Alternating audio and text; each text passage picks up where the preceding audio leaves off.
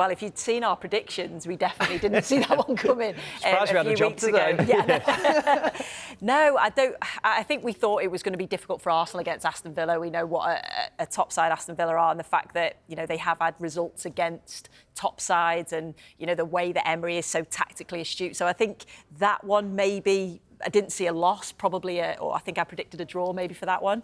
But obviously the Liverpool result, I think, was a real shock for everybody. So, yeah, I still think there's more twists and turns in this. I know we all say, well, Manchester City are just going to go unbeaten until the end of the season. But I think when you look back at previous seasons, that in those latter stages, Manchester City have dropped points before. So I don't think it's all lost for Arsenal and Liverpool fans. They're probably going to be really disappointed this morning. But I still think there's going to be more twists and turns.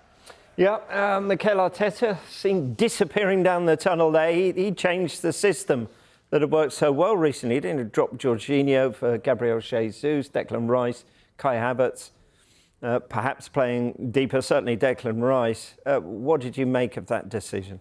Well, it's a manager's decision to try and come up with a tactic and a team that is good enough to beat Aston Villa. Aston Villa's formation and the way that they play is difficult to play against, so you can understand why he did change it.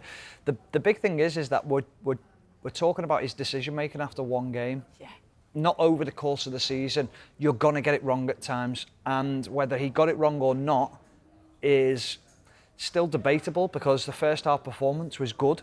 But Aston Villa did what they had to do in that first half, and was to not cling on, but stay together as a unit, stay together as a team, try and make things as difficult as they could.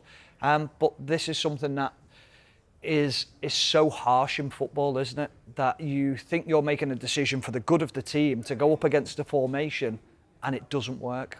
And that's the harsh reality of being a manager at the top of the table. Yeah, it's almost a year to the day since Arsenal drew at West Ham. They'd drawn to Liverpool the game before that, then drew with West Ham, and then the drop-off really started. Is there a fear that history is going to repeat itself here?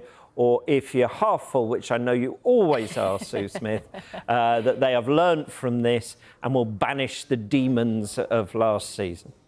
I'm half full. You know exactly what I'm going to say here. And I think what Stephen said in terms of, if you look at the first half performance, they actually played really well. And you just thought if they'd have scored then, if they'd have been clinical when they had those opportunities, it might have been a different game. I know we're going to praise Aston Villa, which we will do later on. But when you look at that performance, it wasn't a bad performance. And I think we've all said this season that Arsenal look a different outfit. They look like they have learnt from the experiences of last year.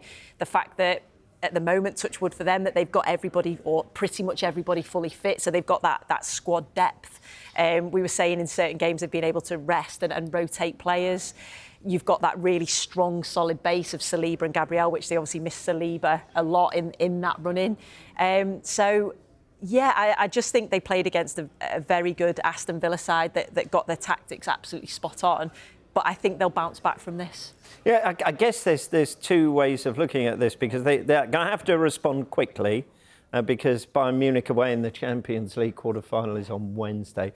Two ways of looking at this. If they go out, then they've only got the Premier League to concentrate on. There was a thought yesterday maybe there was a bit of fatigue in some of those legs out there. Or go and beat Bayern in their own backyard. And suddenly that confidence and that momentum is with them again. Yeah, the big thing that you can't do in a situation like this, and it goes for Liverpool as well, is you can't suddenly believe that you can't win things and you can't win the title and that your season's over. You are going to be tired towards the end of the season. There are going to be heavy legs out there, but it's how quickly you can get that energy back into your legs. And that'll be the job of the Arsenal staff over these next couple of days, to make sure that they try and re-energise this team. You'll get re-energised by winning games. I know that you look at Arsenal's form going into this game, but sometimes it is, you just hit a bit of a brick wall and you go, right, we need a little bit of a bit of something to wake us up. And maybe that's the wake-up call that they needed. But it's going to be a tough game going to Bayern, because Bayern don't have to focus on the Bundesliga. That's done. We know Bayer Leverkusen have won that league now. So all their eggs are in that basket, whereas Arsenal have still got to play the balance.